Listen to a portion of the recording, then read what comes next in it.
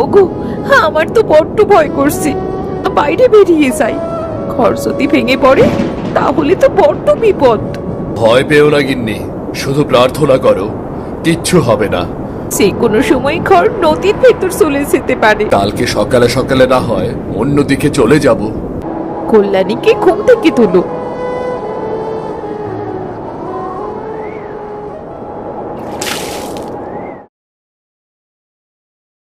এই যে তুমি নদীর পাড়ে আবার ঘর তুলেছো, এইটাও ঠিকবে না। শুধু শুধু ঘর তুলে কি লাভ? নদীর পাড় ছাড়া আমাদের আর কোনো জায়গা নেই। বা কল্যাণী, তুই একটু আমাকে সাহায্য করতো। হ্যাঁ বাবা, বলো তোমার কি প্রয়োজন, আমি তোমাকে সাহায্য করছি।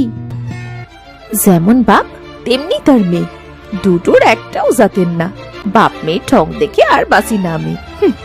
সত্য সব।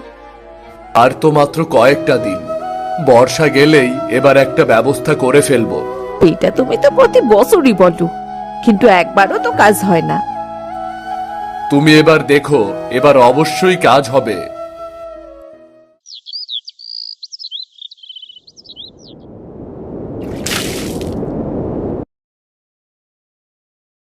কি অবস্থা সিধু, তুমি আমার বাড়িতে কোনো বড় মাছ ধরেছো নাকি?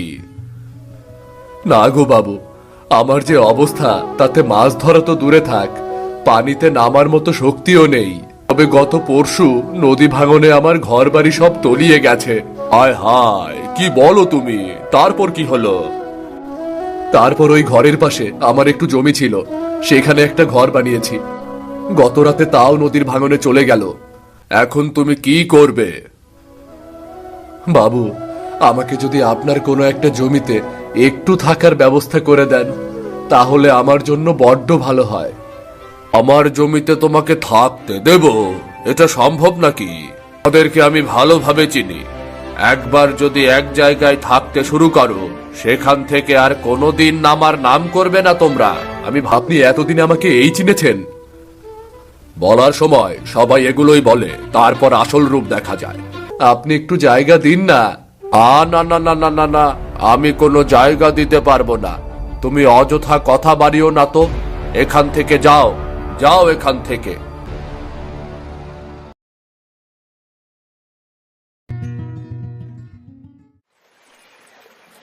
কি হলো?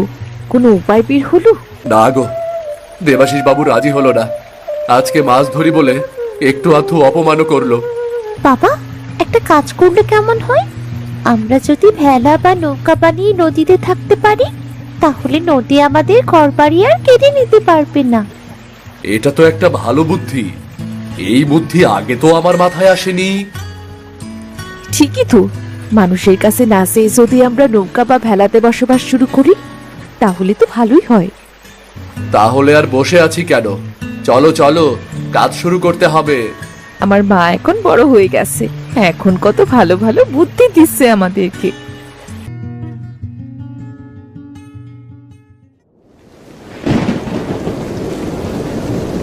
দেখেছো গিন্নি, আমাদের মেয়ের বুদ্ধিতে আজকে আমরা রক্ষা পেলাম।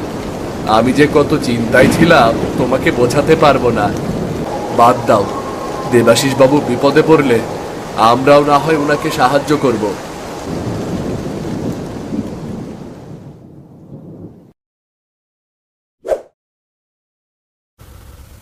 কি হলো দেবাশিস বাবু, আপনি ঠিকঠাক আছেন তো? ঠিকঠাক আছি, কিন্তু আবার ঘর বাড়ি ঠিকঠাক নেই গো। ঘর বাড়ি সব নদীতে চলে গেছে। কি আর করার, গ্রামের সবার অবস্থা একই হয়েছে এবার। আমার ঘর বাড়ি, কতগুলো চাষের জমি সবকিছু নদীতে তলিয়ে গেল। এখন যে কোথায় যাব আর কিভাবে থাকবো সেটাই তো বুঝতে পারছি না। এবার বুঝুন, বুঝুন এবার সিধুর কি অবস্থা হয়েছিল। সিধু কিন্তু এতটাই অসহায় হয়ে আপনার কাছে সাহায্য চেয়েছিল।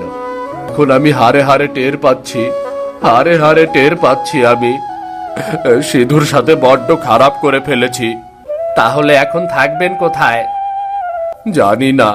একটা কাজ করুন, সিধুর মতো কলা গাছের ভেলা বানিয়ে নদীতেই থাকতে শুরু করুন। এছাড়া আর কোনো উপায় নেই।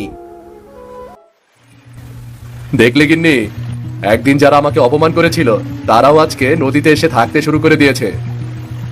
শুনলাম গ্রামের একটা ঘরও বেশি নেই, সব ঘর নাকি নদীর পানিতে তলিয়ে গেছে। হ্যাঁ গো গিন্নি, এখন সবাই হারে হারে টের পাচ্ছে অসহায় হওয়ার যন্ত্রণাটা যে কি। মানুষ অসহায়দের উপর কেন যে অত্যাচার করে বুঝি না। আমরা কি মানুষ না? এবার ঠিকঠাক ভাবে বুঝতে পারবে আমরা মানুষ কিনা। দেখো দেখো, সবাই কেমন টেনে টেনে নদীতে নিয়ে আসছে। এই দৃশ্যটা দেখে আমার কষ্ট হওয়ার কথা, কিন্তু আমার বেশ ভালোই লাগছে। আনন্দ করো গিন্নি, কিছু কিছু বিপদের সময় আনন্দ করা দোষের কিছু নয়। আনন্দ তো তখন করব যখন দেবাশিস বাবু আমাদের সাথে যোগ দিয়েছে। এই তো কিছুক্ষণ পরেই এলো বলে। দেখো গিন্নি, ওই যে দেবাশিস বাবু এসেছেন।